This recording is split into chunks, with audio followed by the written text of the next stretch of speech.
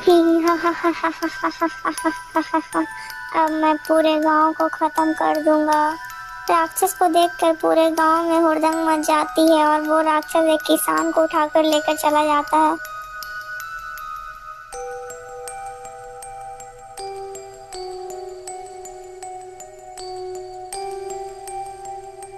अरे ओ किसान, तुझे मार दूं या फिर तू जिंदा रहना चाहता है? नहीं नहीं राक्षस देवता, आप मुझे मत मारिए। आप जो भी कहेंगे वो मैं करूंगा। तो फिर ठीक है, तुम जल्दी से इस गुफा की खुदाई करना चालू कर दो। जब तक तुम्हारे हाथ चलेंगे तब तक तुम्हारी सांसें चलेंगी। ही ही हा हा हा हा हा हा हा हा हा हा हा।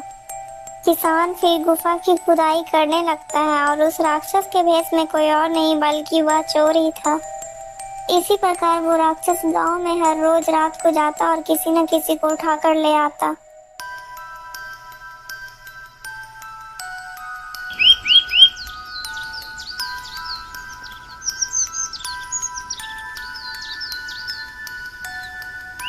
अरे अरे मुखिया जी, अगर ऐसा ही चलता रहा तो हमारा गांव तो शमशान बन जाएगा। हमें कुछ ना कुछ तो करना ही पड़ेगा।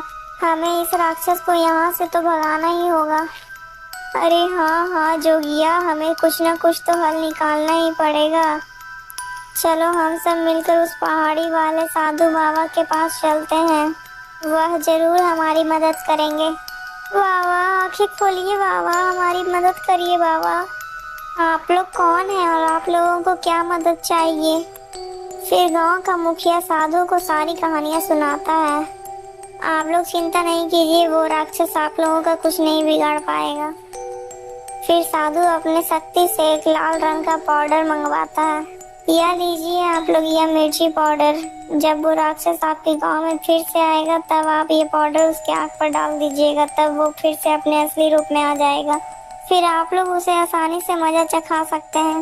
इतना कहकर सारे गांव वाले मिर्ची पाउडर लेकर चले जाते हैं। जैसे ही रात होती है वह चोर फिर से राक्षस बनकर आता है।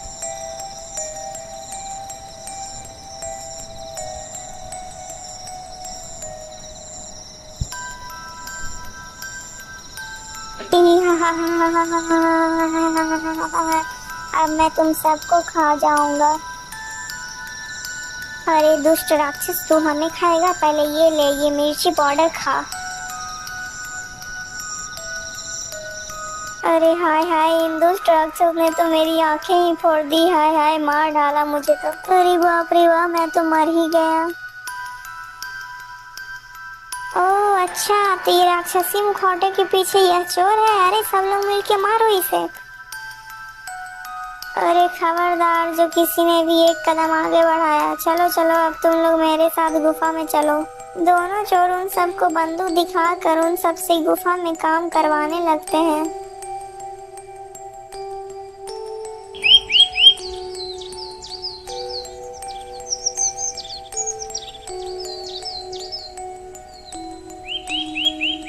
अरे आज गांव में इतनी शांति क्यों है? जैसे लग रहा है गांव में तो कोई है ही नहीं। लगता है सारे गांव वाले गांव छोड़कर चले गए हैं।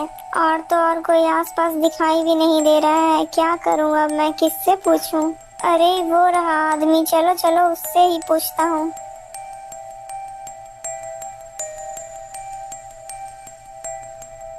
अरे भाई, इस गांव के सभी लोग कहाँ चले गए हैं? अरे भैया, इस गांव में सिर्फ मैं ही बचा हूँ और बाकी सबको वो चोर पकड़कर उस गुफा में ले गए हैं।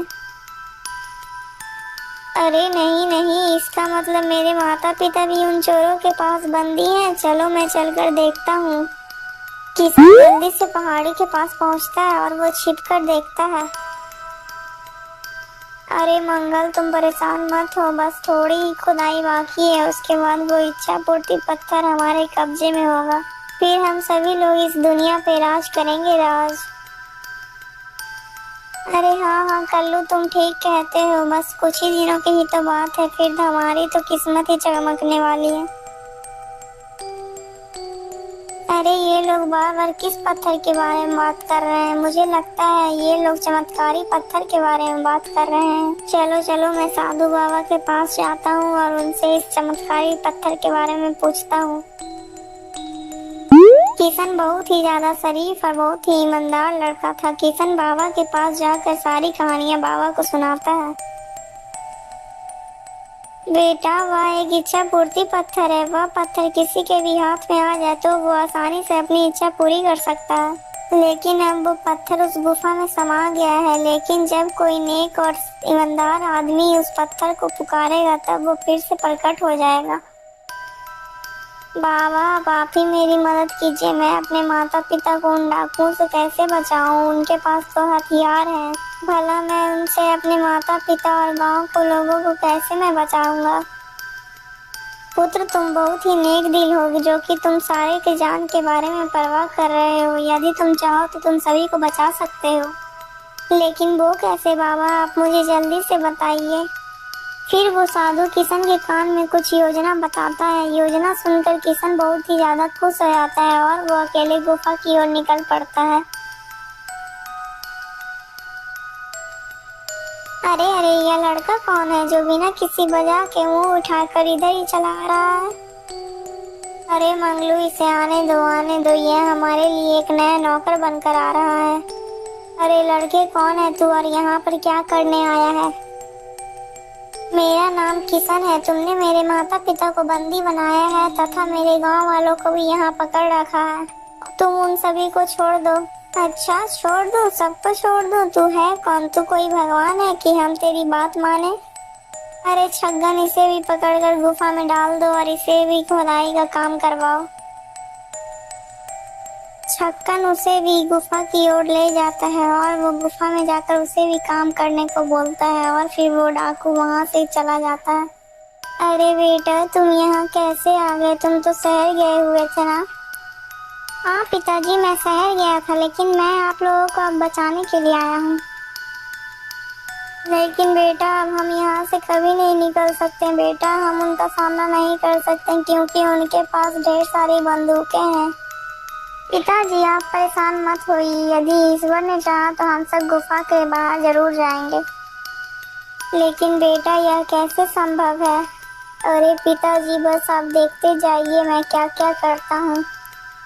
हे इच्छा पूर्ति पत्थर, मैं किशन, मैं तुम्हें इस गुफा से बाहर निकलने का आदेश देता हूँ। किशन की यह बात सुनकर पत्थर तुरंत ही बाहर आ जाता है।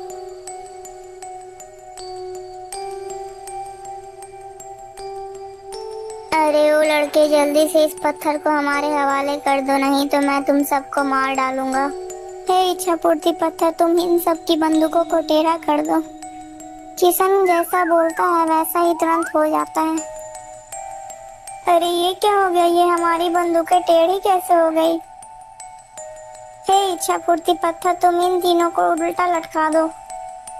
किशन के ऐसा बोलते ही सारे डाकू उल्टा लटक जाते हैं। अरे भैया, हमें मत मारो, हम तुम्हें इसके बदले बहुत सारा खजाना दे सकते हैं और हमें ये पत्थर भी नहीं चाहिए भैया। प्लीज भैया, हमें छोड़ दो भैया। हाँ हाँ, छोड़ देंगे। पहले तुम हमारी थोड़ी खातिरदारी तो देख लो। हे इच्छा पूर्ति पत्थर, तुम इन तीनों को बहुत मारो। इतना बोलते ही इच्छाधारी पत्थर अपना काम शुरू कर देता है। अरे भैया, अरे छुड़वा दो हमें छुड़वा दो भैया। आज के बाद हम कोई चोरी नहीं करेंगे भैया। हमें छुड़वा दो, माफ कर दो भैया, माफ कर दो।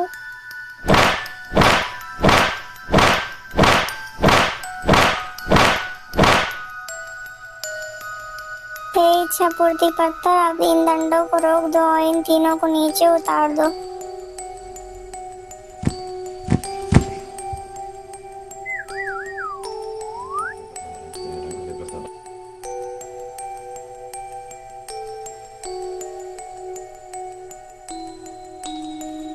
अरे ओ चोरो, आज के बाद अगर तुम लोगों ने गलत काम किया तो मैं तुम्हें छोड़ूंगा नहीं। आज भर के लिए मैं तुम लोगों को छोड़ रहा हूँ। इतना सुनते ही सारे चोर भाग खड़े होते हैं।